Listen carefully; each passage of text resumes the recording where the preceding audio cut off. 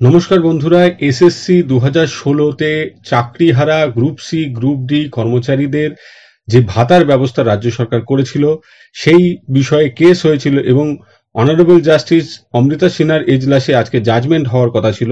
যদিও জাজমেন্ট হয়নি, একটি ইন্টারিম অর্ডার হয়েছে। সেই ইন্টারিম অর্ডারের মাধ্যমে 26শে সেপ্টেম্বর 2025 পর্যন্ত রাজ্য সরকার এই ভাতা দিতে পারবে না এমনই নির্দেশ দেওয়া হয়েছে। পাশাপাশি 4 সপ্তাহের মধ্যে এফিডেভিট জমা করতে হবে রাজ্য সরকারকে, যার উত্তর 2 সপ্তাহের মধ্যে বিরোধী পক্ষ দেবে। তো মোটামুটি 1.5 মাস মতো সময় চলে যাবে এই উত্তর দুই পক্ষের জমা পড়ার ক্ষেত্রেই। এবং 26শে সেপ্টেম্বর কিংবা তার আগে যদি কোনো অর্ডার দেয় কোর্টের তরফে, সেই পর্যন্ত কিন্তু এই ভাতাটা দেওয়া যাবে না।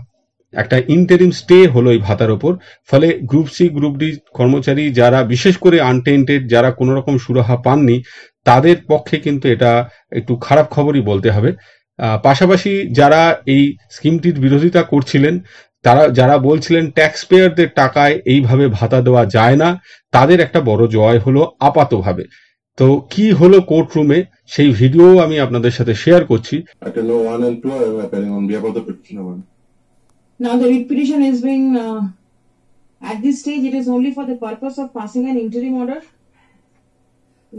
As an interim measure, the state has been restrained from giving any effect and or further effect to the impugned scheme till 26 September 2025 or until further order, whichever is earlier. There is direction for filing affidavit in opposition within a period of 4 weeks and reply within a period of fortnight thereafter. 26th of September?